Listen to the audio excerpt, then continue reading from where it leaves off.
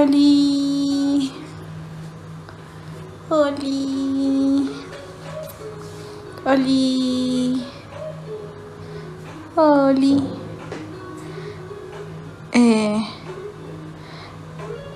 Oli. Oli. Oli.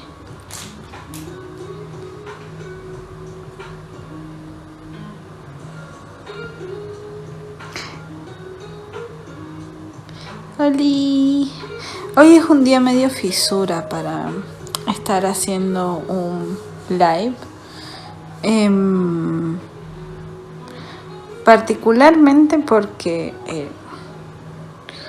es fin de semana largo, es decir, mañana es feriado. Y bueno, eso, mañana es feriado y es probable que no venga nadie a ver cómo armo peluchitos. Voy a estar armando los peluchitos. Sé que es una noche re fisura, es decir, la gente va a salir a estar fisura, pero como los peluchitos ya están hechos, yo no quería perder la oportunidad de hacer una de mis partes favoritas, que es armar, que es decidir qué va a tener. Si va a tener llaveritos, si va a tener... es decir, va a ser un llaverito, pero ¿qué va a tener ese llaverito? ¿Qué cositas va a estar acompañadas? ¿Qué colores voy a combinar? Y ese tipo de cosas. Oli, Tommy. Soy el único que está... ¿O se fue? No, se fue. Así que... También es una parte estresante esta, en la que decido hacer... convertir peluchitos en llaveritos, porque es todo un proceso de descartar cosas. Es decir, ya para que estén estas cosas en la mesa y no estén otras cosas en la mesa, ya tuve que previamente tamizar cosas. Por ejemplo, estas estrellitas, podría haber elegido estas estrellitas o otras de otros colores. Acá hay bolsas de dijecitos, lo que implica que va a tener dijecitos. Entre todos los colores de hilos que elegí, elegí estos, porque probablemente cuando les haga la cintita elija algún diseño que tenga rosadito, porque son llaveritos a juego. Por ejemplo, corazoncitos tengo de todos los colores y decidí quedarme con los dorados, el rosado y los plateados. A ver cuál termino eligiendo. De los dijes tengo un montón, como verán hay un montón. Yo más o menos tengo una idea de cuál quiero. Acá tengo más, es decir, fuera de escena tengo una bolsa entera. Me encantaría llegar a un momento en el que pueda tener como las chicas pro, que tienen una cajita donde están todos los dijes separaditos y que los tienen todos por colores y cosas así. Lamentablemente no tengo, es decir, estoy recién iniciando y todo lo que tengo es muy básico. Así que, es más, mis bonitas pinzas son todas pinzas viejas, nada aesthetic. Estas son mis pinzas y no me arrepiento de nada, las amo con todo mi ser, pero es lo que tengo. Es lo que tengo disponible. Así que si me alcanza el tiempo, yo calculo que voy a simplemente armar esto y que se unan. He estado pensando y creo que les voy a coser los corazoncitos que se van a unir. Porque si le pongo yo en otra oportunidad he hecho, espera un segundo.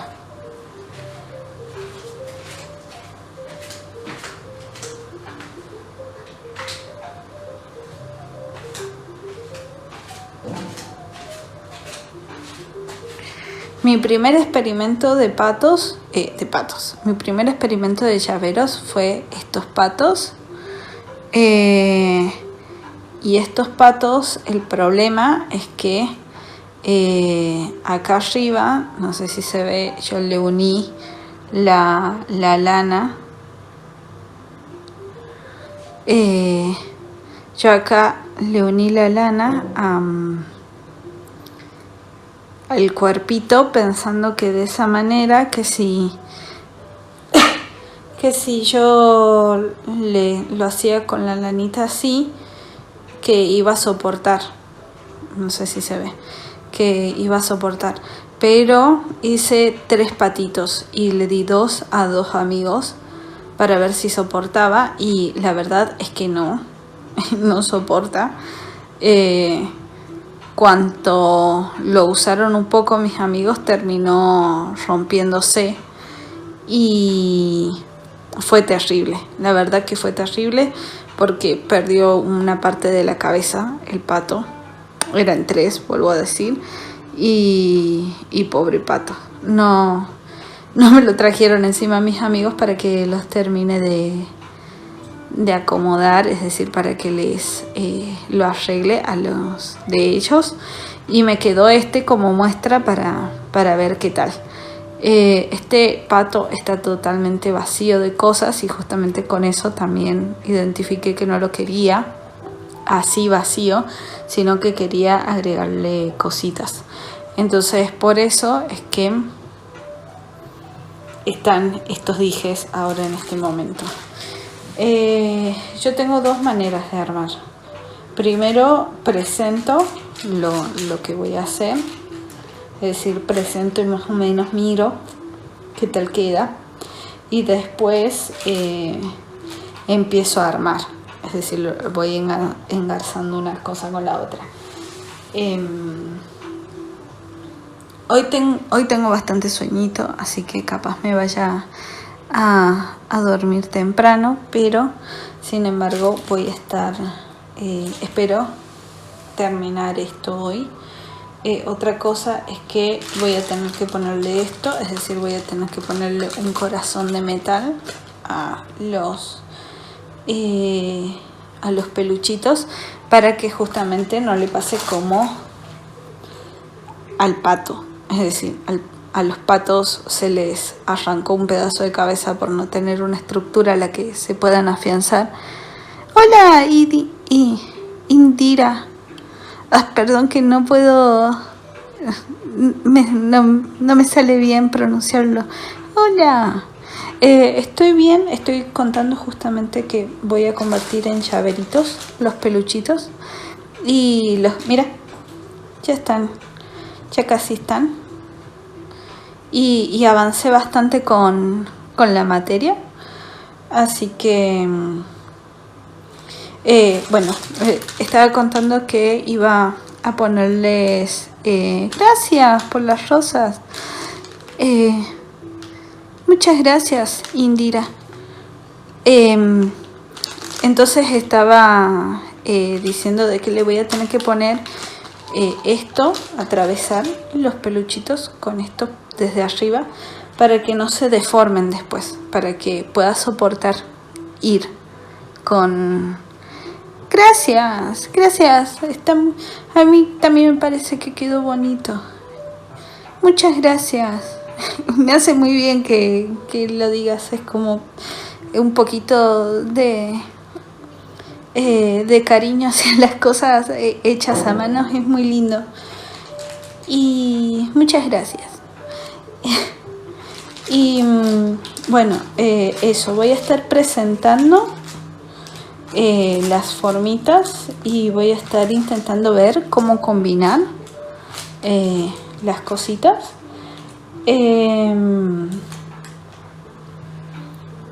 Yo no sé si ponerle, siento que a veces sobrecargo las cosas, no sé si voy a ponerle estrellitas, no sé bien cómo ponerle los fijes. Voy a ir viendo a medida que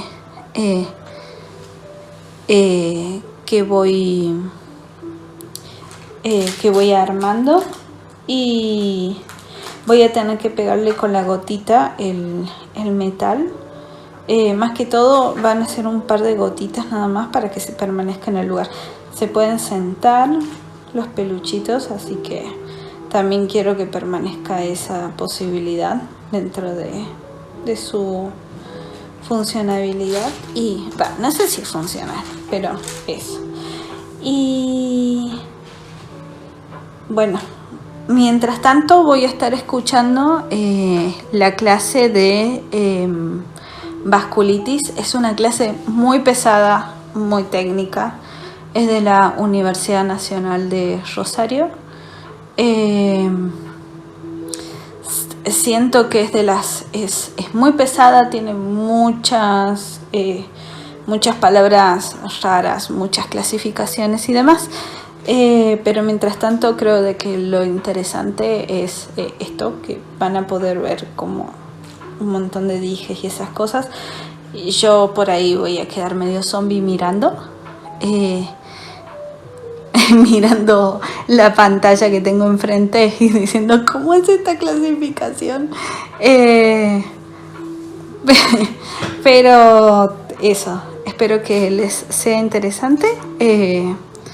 Vuelvo en media hora, es decir, a la 1 les leo.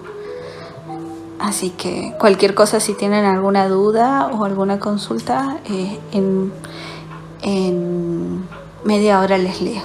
Así que muchas gracias por su atención. Y de nuevo, Indira, muchas gracias por las rosas.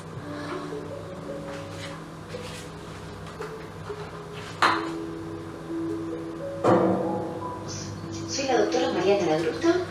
Hoy vamos a hablar de vasculitis.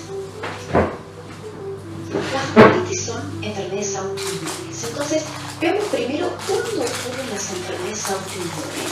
Ocurren cuando se pierde la tolerancia hacia los antígenos propios.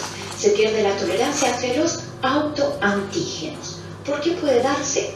En individuos genéticamente predispuestos, diferentes estímulos ambientales, inmunológicos, pueden llevar a esta pérdida de la tolerancia que genera una respuesta anormal del sistema inmune, tanto del sistema inmune humoral como del celular. Eso lleva a una activación crónica del sistema inmune y por lo tanto a una inflamación crónica, con daño en diferentes zonas del cuerpo, en diferentes estructuras, en este caso de la vasculitis en la pared de los vasos sanguíneos de diferentes calibres y tamaños. Por lo tanto, las manifestaciones clínicas en general de las enfermedades autoinmunes y en particular de las vasculitis van a ser extremadamente variadas. ¿Cómo definimos la vasculitis? Son entidades clínico-patológicas que se caracterizan por inflamación de la pared de los vasos sanguíneos. Pueden afectar cualquier vaso de cualquier tamaño en cualquier lugar del cuerpo.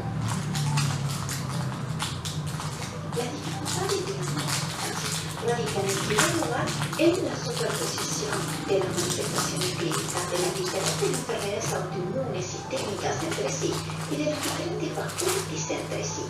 Las manifestaciones constitucionales, que son características justamente de este estado inflamatorio crónico presente en estas patologías, son inespecíficas y muchas veces indistinguibles de ese estado inflamatorio que se presenta en infecciones crónicas o en pacientes con cáncer. Además, los autoanticuerpos muchas veces nos orientan hacia la presencia de autoinmunidad, son pistas útiles, excepto en el caso de las vasculitis asociadas a ANCA, donde su presencia como mecanismo utilizados puede ser muy sugestivo de que estemos ante una vasculitis asociada a ANCA, y muchas otras vasculitis están ausentes. porque justamente en muchos casos son enfermedades granulomatosas donde predomina la inmunidad celular y no tenemos esa ayuda de los autoanticuerpos. Pero incluso en el caso de existir autoanticuerpos, recordemos que los autoanticuerpos pueden estar presentes en diferentes enfermedades autoinmunes o en patologías inflamatorias e infecciosas no autoinmunes, incluso en individuos sanos, además de los posibles errores analíticos que puede haber relacionados con la técnica.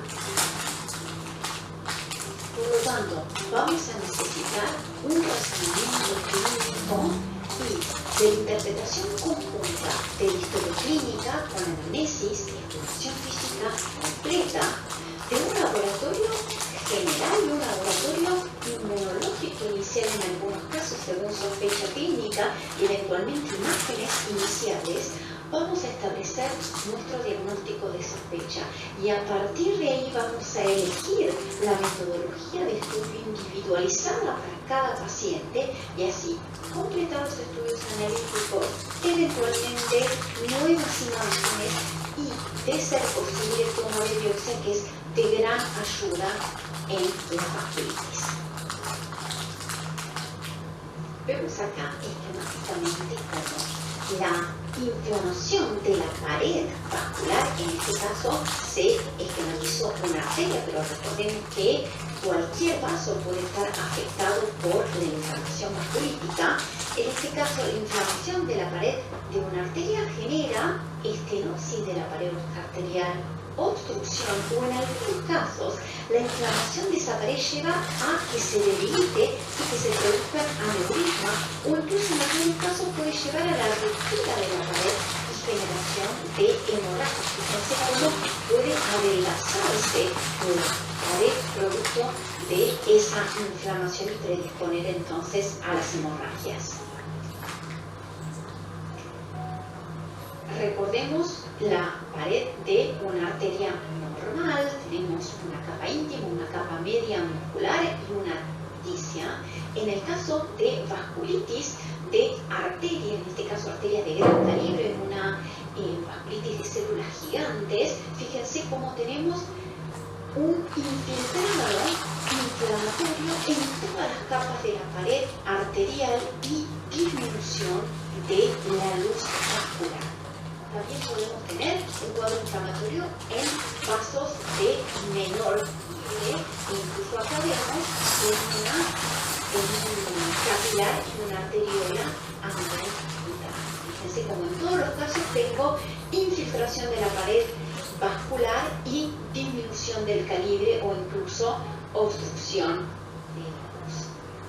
En el caso de aneurismas podemos verlo si se trata de arterias ya de cierto calibre, en este caso arterias coronarias, podemos ver en una arteriografía esas formaciones aneurismáticas que son tan características. Entonces, la inflamación autoinmune de la pared vascular nos va a llevar a isquemia y por lo tanto necrosis por reducción de la luz, o también nos puede generar aneurismas vasculares que en caso de destruirse la pared vascular puede llevar a sangrados. Vamos a clasificar las diferentes vasculitis según las manifestaciones clínicas que tengan, las manifestaciones analíticas, inmunológicas y también la anatomía patológica, pero principalmente la clasificación se basa en el tamaño del vaso afectado, como vamos a ver más tarde. Tengamos presente, como decíamos, que las vasculitis son entidades muy heterogéneas y podemos tener desde un cuadro locorregional autolimitado, como por ejemplo una púrpura cutánea, que sea manifestación de una vasculitis leucocitoblástica cutánea aislada, producto, por ejemplo, de una reacción a fármacos o una infección de vía aérea superior benigna y se limite exclusivamente con reposo, hasta una vasculitis sistémica necrotizante que puede comprometer la vida del paciente a corto plazo. Y tenemos que tener presente además que el solapamiento de las manifestaciones clínicas, esa misma púrpura cutánea puede ser la primera manifestación de una vasculitis necrotizante sistémica, una poliangeitis microscópica, que se manifieste inicialmente con ese compromiso cutáneo que rápidamente puede llevar a una hemorragia alveolar difusa o a una glomerulonefritis rápidamente progresiva con daño pulmonar y renal que comprometa la vida del paciente. Por lo tanto, es fundamental hacer una evaluación completa en todos los casos. ¿Cuáles son las manifestaciones clínicas de la vasculitis? Hay algunas manifestaciones que pueden ser comunes porque son productos de la inflamación. Síntomas constitucionales, astenia, malestar general, fiebre, pérdida de peso, reactantes de fase aguda, con una velocidad de nitrosedimentación elevada o una proteína C reactiva elevado, o manifestaciones de inflamación como púrpura cutánea, nódulos en diferentes zonas o úlceras, producto tanto de la inflamación como de isquemia cutánea, por ejemplo, que podemos observar en la piel, pero podemos tener isquemia o trombosis en diferentes órganos y tejidos según cuál haya sido el órgano involucrado, o podemos tener también hemorragias, como mencionábamos antes, en diferentes lugares del organismo, y eso puede llevar a una disfunción orgánica múltiple. Por ejemplo, en este caso vemos esta reacción inflamatoria a nivel cutáneo, una púrpura cutánea que puede ser aislada o una manifestación más de un cuadro sistémico generalizado, y ahí la importancia de la evaluación completa. En este caso, nódulos pulmonares, pero podemos tener estas reacciones en diferentes lugares. Acá vemos un ejemplo de isquemia, en este caso una isquemia digital. Acá vemos un ejemplo de un stop en una arteriografía producto de una isquemia cerebral, una vasculitis del sistema nervioso central. Y en este caso, una hemorragia intraparenquimatosa, también producto de una vasculitis del sistema nervioso central. Otras manifestaciones clínicas pueden ser isquemia, por ejemplo, gastrointestinal. Fíjense como acá vemos característicamente el aire en la pared vascular, que es un indicio de una isquemia gastrointestinal, y también el engrosamiento de las paredes intestinales. Y otras manifestaciones que pueden ser comunes a diferentes vasculitis son el fenómeno de Raynaud, que vemos acá, que vamos a describir con más detalle, y la libido reticular. Me parece importante detenernos un poco porque son manifestaciones relativamente frecuentes, tanto el fenómeno de Raynaud como la libido reticulares, que pueden estar presentes en individuos sanos, pero que también pueden ser una manifestación clínica de alguna enfermedad autoinmune, incluyendo vasculitis. Otras manifestaciones como musculares, cardiovasculares, mucosas o respiratorias, vamos a ir detallando en las diferentes vasculitis que vamos a ir viendo. Entonces, el fenómeno de Raynaud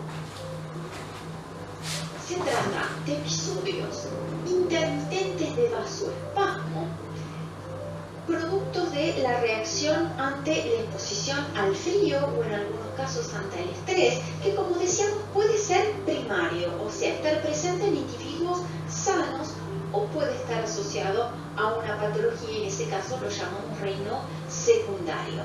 Tenemos típicamente tres fases: una fase que llamamos sincopal con palidez, una fase asfíctica con cianosis y una fase hiperémica con rubicundez. Y en algunos casos puede estar acompañado de dolor o disestesias en el territorio afectado, que son zonas sacras, la punta de los dedos, la punta de la nariz, a veces las orejas. Acá, para recordar las diferentes fases del fenómeno de Raynaud: fase 1, palidez; fase 2, cianosis; fase 3, rubicundez. Decíamos entonces, recuerden que puede estar presente en individuos sanos el Raynaud primario, pero también puede ser una expresión clínica de manifestaciones autoinmunes. La más característica es la esclerosis sistémica progresiva, pero también lo puedo tener en un lupus eritematoso sistémico, enfermedad mixta del tejido conectivo, artritis reumatoidea, síndrome de Sjögren, poliodermatomiositis. En estos casos, con o sin una vasculitis asociada. Recuerden que todas estas enfermedades autoinmunes pueden tener dentro de sus manifestaciones clínicas compromiso inflamatorio de la pared de los vasos. En el caso de las asociadas a enfermedades autoinmunes suelen ser de pequeño vaso, como vamos a ver más tarde, y el fenómeno de Raynaud puede ser una manifestación clínica en los casos que tienen vasculitis o aquellos que no las tienen. También es muy característica de algunas vasculitis específicas como la crioglobulinemia, la poliarteritis nodosa o la enfermedad de Takayasu. Lo podemos tener presente también en algunas vasculopatías, tanto degenerativas, inflamatorias o por compresión neurovascular, como en el síndrome del túnel carpiano. Fármacos también pueden ser responsables del fenómeno de Raynaud, fundamentalmente todos los derivados de la ergotamina, los beta bloqueantes, importante en pacientes que tienen fenómeno de Raynaud, evitar el uso de beta bloqueantes, simpaticomiméticos en general y por supuesto la nicotina. Lo primero que vamos a hacer en un paciente con fenómeno de Raynaud si fuma es que deje de fumar. Puede haber también otras causas o exposiciones laborales que pueden llegar a generar un fenómeno de Raynaud. Muy útil para diferenciar el Raynaud primario, o sea, el que ocurre en individuos sanos, del Raynaud secundario es la capilaroscopía. La capilaroscopía es simplemente la visualización del lecho capilar aumentado que nos permite ver, en el caso de una capilaroscopía normal que tenemos, por ejemplo, en un fenómeno de Raynaud primario, tenemos bien estructuradas las asas capilares. En cambio, cuando se asocia a enfermedades, solemos tener una capilaroscopía patológica con desestructuración del lecho capilar, zonas avasculares, capilares dilatados, megacapilares o zonas de hemorragia, que son muy sugestivos de que hay una patología de base en este paciente que simplemente se manifiesta con Raynaud y nos lleva a requerir mayores evaluaciones. En cuanto a la libido reticularis, decíamos que puede estar presente en individuos sanos, puede ser fisiológica y la definimos como una coloración que puede ser más cianótica o más rosada en la piel, y lo característico es justamente ese patrón típico moteado o reticulado, por eso lívido reticularis, que ocurre en miembros superiores o miembros inferiores. Puede ser fisiológico, como decíamos, pero también puede estar relacionada con enfermedades autoinmunes. Característico en el lupus eritematoso sistémico y en el síndrome antifosfolipídico, y también en algunas vasculitis, que es lo que nos interesa a nosotros hoy. En la poliarteritis nodosa vamos a ver que incluso está dentro de los criterios clasificatorios de esta enfermedad. Puede estar presente en la poliarteritis nodosa cutáneo, que es un cuadro principalmente limitado a piel, o en otras vasculitis. Entonces, cuando son casos tan marcados como el que vemos en esta foto, es bastante fácil de reconocer, pero hay algunos casos no tan evidentes que tenemos que también aprender a evaluar. En este caso es de una paciente con una poliarteritis nodosa, y en algunos casos mucho más sutiles, pero si aprendemos a distinguirlo, nos puede dar pistas acerca de una posible enfermedad del paciente y, como les digo de nuevo, continuar los estudios. Veamos entonces la clasificación de las vasculitis sistémicas. como decíamos anteriormente, la principal clasificación va a depender del tamaño del vaso afectado, porque claramente las manifestaciones clínicas van a ser diferentes según el tamaño del vaso. Entonces tenemos vasculitis de grandes vasos, está representado por la arteritis de Takayasu y la arteritis de células gigantes. Vaso medio, poliarteritis nodosa y enfermedad de Kawasaki.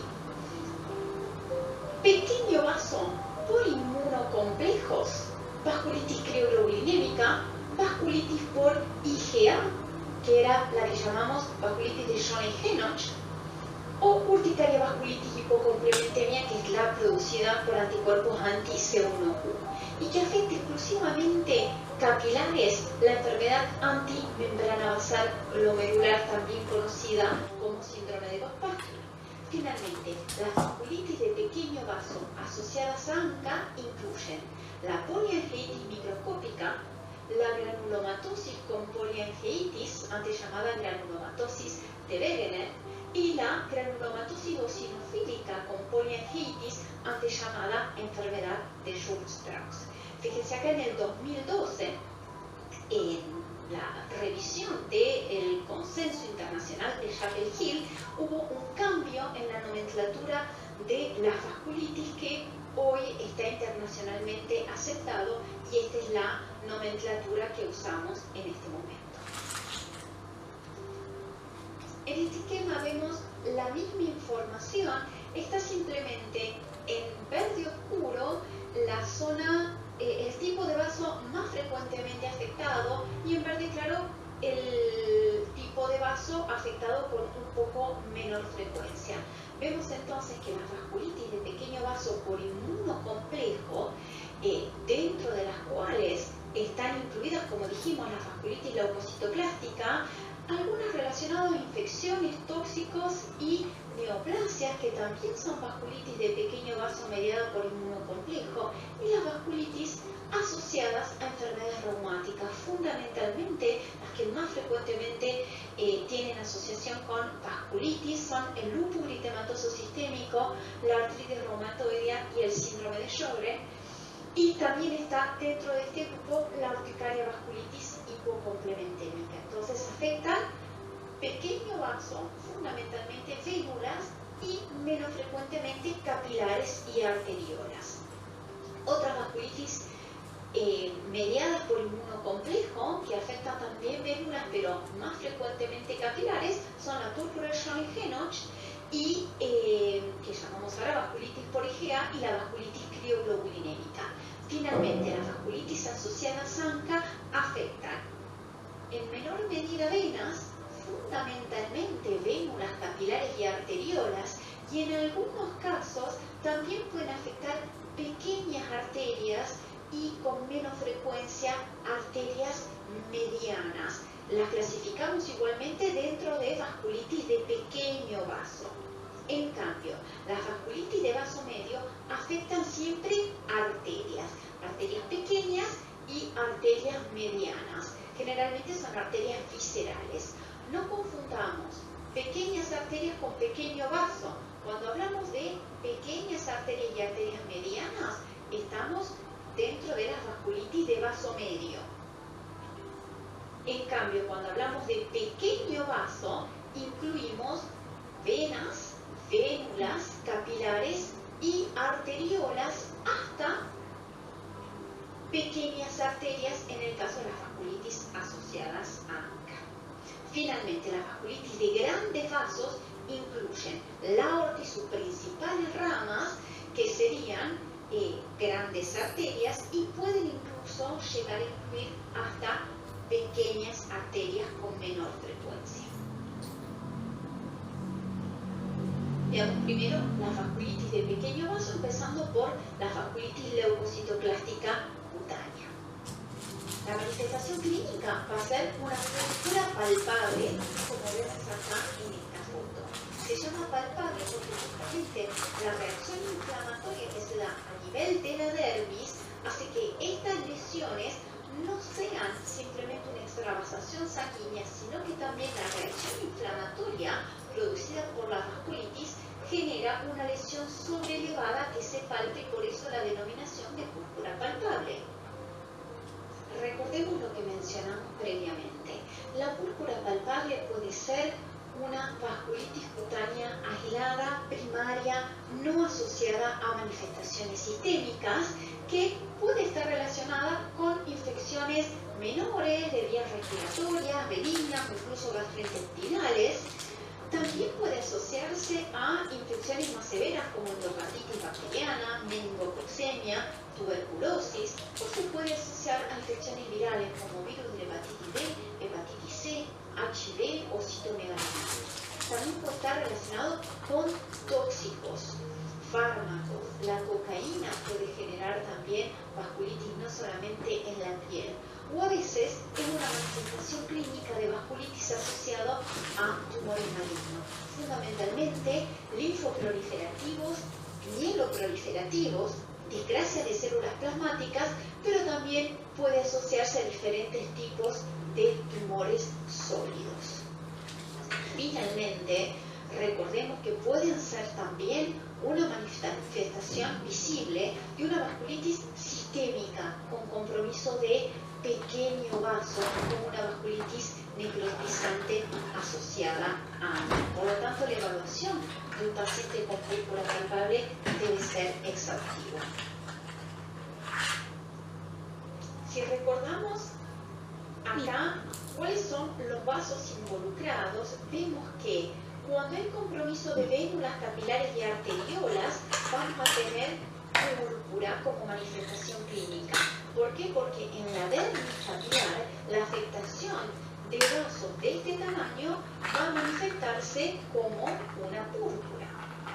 En cambio, cuando hay compromiso de vasos más profundos en hipodermis, como pequeñas arterias que irrigan la hipodermis, la manifestación clínica van a ser nódulos. Por eso vemos rápidamente cómo las vasculitis de pequeño vaso relacionadas con inmunocomplejos que mencionamos antes pueden tener como manifestación clínica una púrpura, mientras que las vasculitis asociadas a ANCA pueden manifestarse frecuentemente como púrpura, pero también pueden manifestarse como nódulos subcutáneos. Y si recordamos otro tipo de vasculitis de vaso medio que también puede afectar pequeñas arterias, vemos como la poliarteritis nodosa y la vasculitis enfermedad de Kawasaki, por su afectación de pequeñas arterias, si comprometen el subcutáneo, también pueden tener como manifestación clínica lesiones nodulares. Entonces, veamos cuáles pueden ser las manifestaciones cutáneas de la vasculitis. Si comprometen capilares, arteriolas y vénulas dérmicas, podemos tener púrpura, petechia, equimosis, máculas eritematosas, lesiones urticariformes, como la urticaria vasculitis, a veces incluso necrosis o ulceración, y a veces vesículas púrpuras, bullas incluso o infartos ungueales. Acá vemos una típica púrpura palpable y acá un infarto ungueal producto de vasculitis. En cambio, cuando comprometen pequeñas arterias de la dermis profunda y tejido subcutáneo, vamos a tener nódulos, lesiones tipo pioderma gangrenoso o tipo eritema nodoso e incluso lívedo reticularis. Acá tenemos entonces, fíjense, una lesión del eritema nodoso. Recuerden que el eritema nodoso está en el subcutáneo, por lo tanto es más lo que se palpa que lo que se ve, pero podemos ver acá como esa coloración que inicialmente muchas veces es rojiza y posteriormente se hace más violácea, es característica del eritema nodoso. En algunos casos incluso llegan a ulcerarse, en los casos más severos, y acá vemos un paciente con lívedo reticular. Recuerden, a la heladera. Siguiendo con la vasculitis de pequeño vaso, vamos a describir la púrpura de Schoeneck-Henoch, que es hoy llamada también vasculitis por IgA, que está causada por el depósito de inmunoglobulina A en las paredes de los vasos sanguíneos y afecta preferentemente, como decíamos, vénulas, capilares o arteriolas. se manifiesta fundamentalmente como púrpura palpable que a nivel de la anatomía patológica va a estar descrito como una vasculitis leucocitoclástica. Es frecuente el compromiso articular, gastrointestinal y el compromiso renal. Es mucho más frecuente en los niños, tiene un pico de incidencia a los 5 años y el pronóstico habitualmente es muy bueno, frecuentemente autolimitado. En los adultos puede llegar a tener un curso con más recidivas y con una evolución no tan benigna como en los niños, si bien es más frecuente en edades pediátricas. La vasculitis crioglobulinémica está causada por el depósito de crioglobulinas en las paredes de los vasos sanguíneos. Afecta, como vimos, preferentemente vénulas, capilares y arteriolas. ¿Qué son las crioglobulinas? Son inmunoglobulinas de isotipo IgG, IgM o IgA que poseen la propiedad de agregarse y precipitar con el frío. Podemos tener dos tipos. La crioglobulinemia tipo 1, que se debe a la producción de IgG o IgM en forma monoclonal, que está relacionada con justamente patologías que generan esas inmunoglobulinas en forma monoclonal. Discrasia de células plasmáticas, síndromes mieloproliferativos, pero también en síndromes linfoproliferativos. En cambio, la crioglobulinemia mixta, que la podemos diferenciar en tipo 2 y tipo 3, pero que siempre tienen algún componente policlonal, está asociada fundamentalmente a infecciones, principalmente virus de hepatitis C, pero también se puede asociar, por ejemplo, al HIV, a enfermedades autoinmunes sistémicas que tienen como una de sus manifestaciones clínicas la vasculitis crioglobulinémica y también a síndromes linfoproliferativos. En estos casos, con crioglobulinemia mixta, tenemos títulos muy altos de factor reumatoide, por eso decimos que tienen actividad factor reumatoideo, y como manifestación también tienen un gran consumo del complemento a predominio DC4. Las manifestaciones clínicas van a ser, en primer lugar, cutáneas, como un fenómeno de Raynaud, pero que suele ser un fenómeno de Raynaud severo, que me va a dar no solamente una acrocianosis, sino también isquemia digital y hasta gangrenas digitales que pueden ser severos. Puedo tener púrpura palpable, pero también puede llegar a generar úlceras vasculares, con un compromiso bastante profundo e incluso lívido-reticulares. También puede tener compromiso articular como poliartritis o incluso poliartralgias. La mononeuropatía o polineuropatía es bastante característica. Puede tener compromiso renal en forma de glomerulonefritis y desde el punto de vista del laboratorio voy a tener presencia de crioglobulinemias en sangre y, como dijimos, en las formas mixtas, altos títulos de factor reumatoideo y una disminución de los niveles de complemento a predominio de C4. Las vasculitis asociadas a ANCA. Recordemos, los ANCA son anticuerpos anticitoplasma de neutrófilo, también son vasculitis de pequeño vaso. Van a comprometer, recordemos, fundamentalmente vénulas, capilares y arteriolas, pero también puede comprometer venas o pequeñas arterias y en algunos casos hasta arterias medianas. Se llama vasculitis necrotizante por la agresividad y las características en la anatomía patológica. No se asocian a complejos inmunes. Esto significa que si en una biopsia hacemos inmunofluorescencia, no vamos a ver o vamos a ver escasos depósitos de inmunofluorescencia. Por eso le llamamos pausi inmune. En cambio, frecuentemente se asocian a anticuerpos anticitoplasma de neutrófilo. Y esto es importante.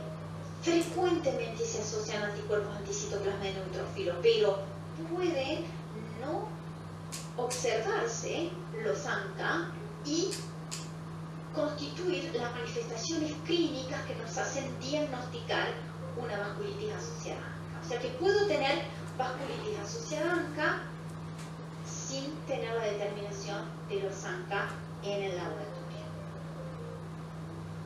Dentro de ellas está la poliangitis microscópica, es una vasculitis necrotizante pausinmune, como dijimos, por definición escasos o nulos depósitos inmunes en las inmunofluorescencias de las biopsias.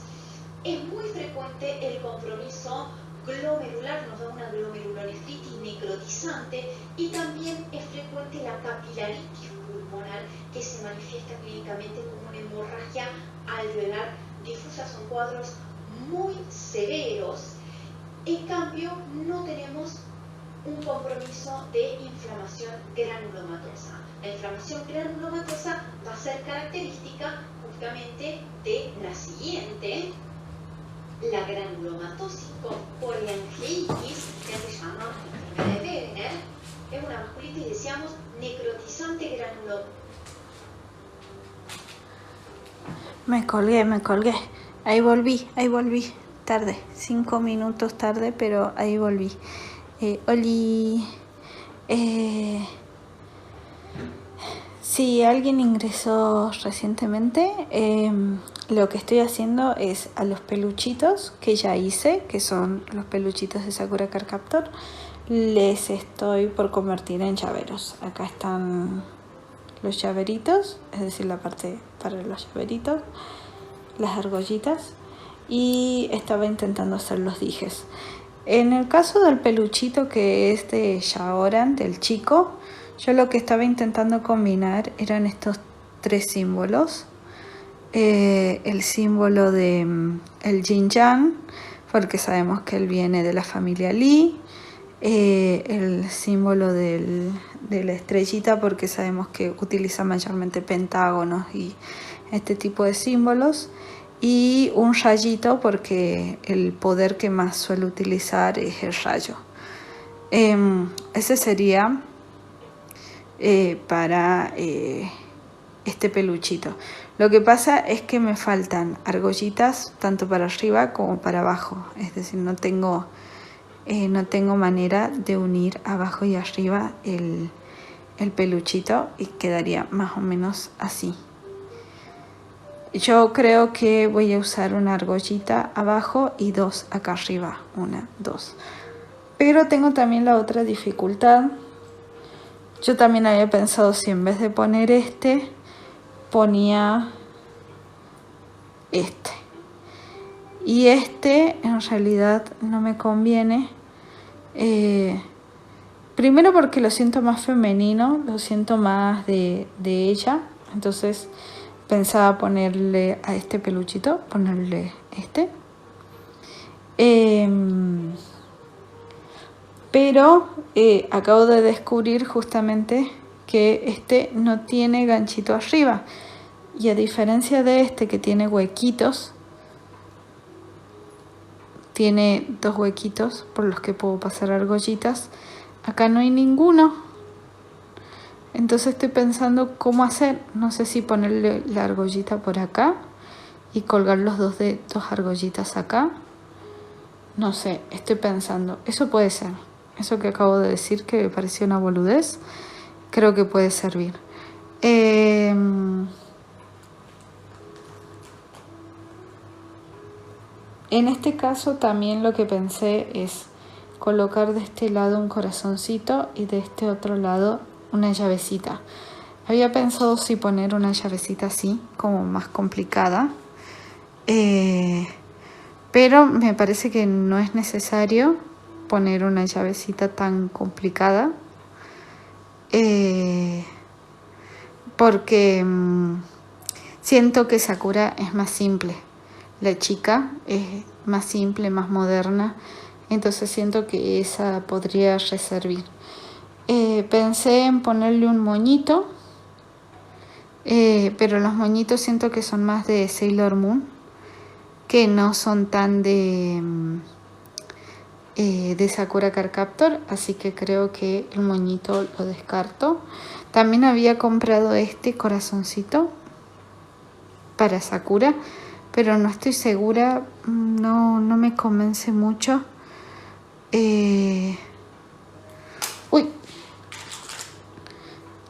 Y también había comprado este, pero este siento que es muy rebelde. Siento que no, es como que es muy bonito, pero siento que no va con Sakura y no va por lo tanto con todo esto. También me pasa con este, me da la sensación de que es más para Yugochara, para ese tipo de cosas y no tanto para esto. Y este me encanta, pero no lo puedo combinar con los demás, es decir, lo puedo poner como un llavero extra que tenga, pero no solito. No sé si me doy a entender. De los dos corazoncitos, yo creo que le queda mejor el dorado, a pesar que no combina con el resto de bijou. Siento que el resto de bijou combina con el rosado, pero creo que le queda mejor el dorado. Creo que voy a ir por el dorado en vez de por este.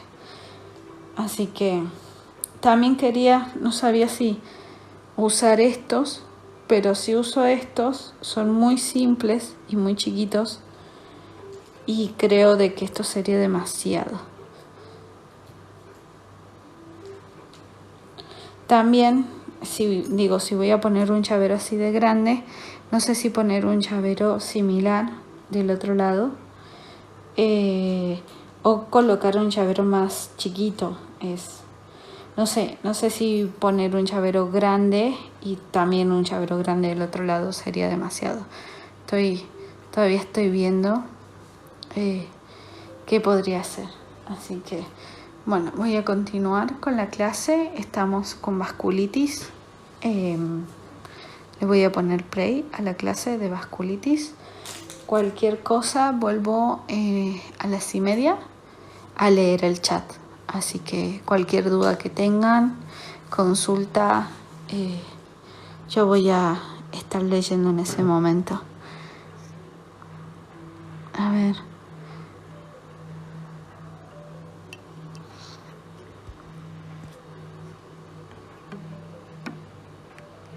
¿Qué dice?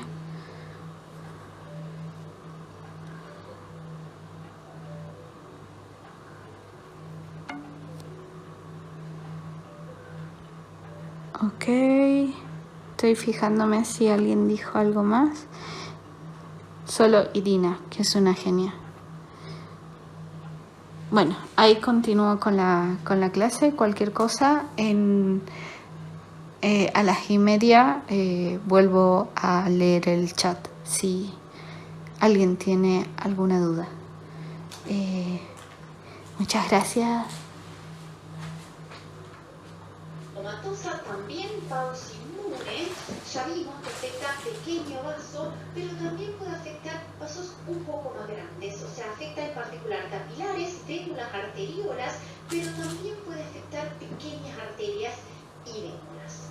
Es muy frecuente el compromiso del tracto respiratorio, tanto superior como inferior, sinusitis crónica, otitis medias recidivantes, a veces esas otitis medias o esas sinusitis que no mejoran o recidivan a pesar de varios tratamientos antibióticos, nos tienen que alertar acerca de la posibilidad de esta enfermedad.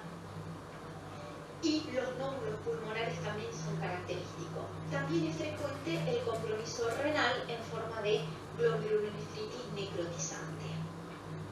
Finalmente, la granulomatosis eosinofílica con poliangeitis también es una enfermedad necrotizante granulomatosa, pero es característico que sea rica en eosinófilos, también pausinmune.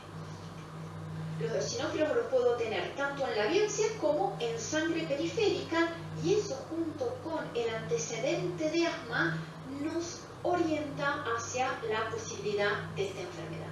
También es frecuente el compromiso de tracto respiratorio superior e inferior, similar a la granulomatosis con poliangeitis, y la presencia de ANCA no es tan frecuente, vamos a ver después, pero aumenta su frecuencia en el caso de tener también compromiso renal, también como forma de de glomerulonefritis.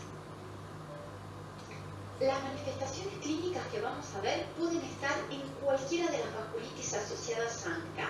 Ahora, estas van a ser más frecuentes en las granulomatosas. Sinusitis crónica recidivante, rinitis granulomatosa. Esta es una imagen que vemos en una rinofibroscopía que es muy útil para el diagnóstico de esta granulomatosis, vasculitis granulomatosa, porque es una zona fácilmente accesible para poder tomar una muestra de biopsia y a lo mejor de esa manera llegar al diagnóstico de una enfermedad sistémica.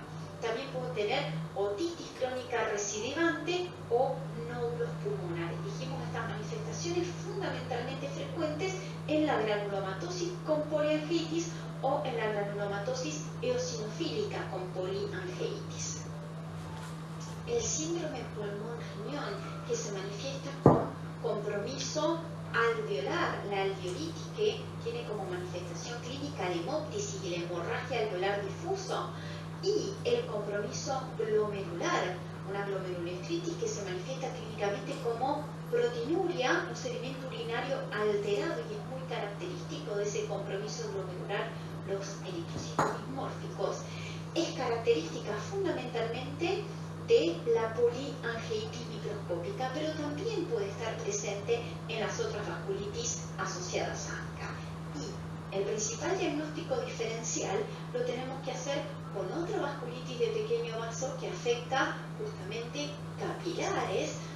En la alveolitis y en la glomerulonefritis el compromiso principal son los capilares, y una vasculitis que compromete los capilares tanto a nivel alveolar como a nivel glomerular es la vasculitis por anticuerpo antimembrana basal glomerular, que llamamos síndrome de Gottpasture. La diferencia es fundamentalmente por los resultados de laboratorio y de anatomía patológica, porque clínicamente es indistinguible. Por eso, en caso de un síndrome pulmón-riñón, rápidamente tenemos que evaluar la presencia de ANCA y la presencia de anticuerpos antimembrana basal glomerular. Esta entidad también puede estar asociada a un cuadro vasculítico asociada a otras enfermedades autoinmunes sistémicas, como por ejemplo el lupus, que recordemos que cuando dan vasculitis, la forma de presentación más frecuente es el compromiso de pequeño vaso. Todas las vasculitis asociadas a ANCA, recordemos que pueden dar compromiso cutáneo y se puede manifestar como una vasculitis leucocitoclástica, como nódulos subcutáneos o como lívidos reticulares, según cuál sea el tamaño del vaso principalmente afectado. Otras manifestaciones clínicas que podemos tener en las vasculitis asociadas a ANCA es la mononeuritis múltiple o polineuropatía. Esto es fundamentalmente frecuente en la granulomatosis eosinofílica con poliangeitis, pero puede estar en las tres. También uveitis posterior con vasculitis retiniana o una afectación multisistémica con compromisos isquémicos en cualquier órgano, y lo vamos a sospechar si son pacientes jóvenes que no tienen otra causa de isquemia, pudiendo afectar, por ejemplo, sistema nervioso central o el tracto gastrointestinal. En cuanto a la sensibilidad de los anticuerpos anticitoplasma de neutrófilos, recuerden que están presentes en la mayoría de las vasculitis asociadas a ANCA, pero su ausencia no descarta el diagnóstico. Vemos que en la granulomatosis con poliangeitis es más frecuente la presencia de los ANCA-C, o sea, el patrón central de los anticuerpos anticitoplasma de neutrófilo, y desde el punto de vista del antígeno, que es responsable de esta coloración en la inmunofluorescencia, es el anticuerpo antiproteinasa 3, anti-PR3 también lo llamamos. En cambio, la poliangeitis microscópica se asocia fundamentalmente al patrón periférico de los ANCA, que llamamos ANCA-P, y el antígeno es los anticuerpos anti-mieloperoxidasa o anti-MPO. La granulomatosis eosinofílica con poliangeitis puede tener cualquiera de los dos, y recordemos que es más frecuente la presencia de ANCA cuando tiene compromiso glomerular. En este cuadro vemos las diferentes manifestaciones clínicas que pueden adoptar las diferentes vasculitis de pequeño vaso. Por supuesto, no es para que se aprendan cuántas crucecitas podemos tener en cada uno, pero sí me parece útil para que tengan en cuenta que, excepto en la vasculitis cutánea leucocitoclástica, que es una vasculitis asociada exclusivamente localizada en la piel y que puede tener algún compromiso muscular articular simplemente producto de la inflamación sistémica, cualquiera de las otras vasculitis de pequeño vaso, incluso aquellas asociadas a enfermedades autoinmunes, pueden afectar básicamente cualquiera de estas, pueden tener cualquiera de estas manifestaciones clínicas. Si vemos que en la piel los que pueden llegar a tener nódulos cutáneos van a ser los que justamente afectan vasos que pueden llegar a estar en el subcutáneo, que son las vasculitis asociadas a ANCA. Si bien es más frecuente la manifestación como púrpura cutánea. La afectación renal puede estar en cualquiera, es más frecuente en las asociadas a ANCA, como poliangitis microscópica y granulomatosis con poliangeitis. Vemos acá la predominancia de la granulomatosis eosinofílica con poliangitis en compromiso del sistema nervioso central, y fíjense cómo la afectación pulmonar puede estar en todas, pero la rinosinusal es más frecuente en las granulomatosas, que son las dos granulomatosis asociadas a ANCA. La alergia y la eosinofilia y el asma es característico de la granulomatosis eosinofílica con poliangitis. Desde el punto de vista de la inmunofluorescencia, recordemos que las vasculitis leucocitoclástica cutánea están mediadas por inmunocomplejo y vamos a tener en la inmunofluorescencia depósitos de inmunoglobulina, fundamentalmente IgM, puede haber algo de IgG, hay consumo de complemento y fibrina. La púrpura de John llamada vasculitis por IgA, también está mediada por inmunocomplejos, fundamentalmente IgA va a ser la que predomine en la inmunofluorescencia, y en las crioglobulinas va a predominar las crioglobulinas, por supuesto. Y desde el punto de vista del laboratorio periférico, por supuesto, los ANCA van a ser característicos de las vasculitis asociadas a ANCA. Entonces, recordemos que las manifestaciones clínicas pueden ser variadas y el conjunto de las manifestaciones son los que nos va a orientar hacia una u otra de estas enfermedades. De ahí podemos entender más fácilmente los criterios clasificatorios. Estos son los criterios clasificatorios de la granulomatosis con poliangitis. Estos criterios se hicieron en 1990, por lo tanto el nombre todavía era granulomatosis de Wegener. Recordemos que el compromiso principal es la inflamación oral o nasal. Podemos tener úlceras orales, nasales, que pueden ser dolorosas cuando logran tener secreción hemorrágica purulenta. En la radiografía de tórax vamos a ver nódulos que a veces pueden estar cavitados. Por el compromiso renal podemos tener microhematurias, cilindros hemáticos, y en la biopsia va a ser característica la inflamación granulomatosa.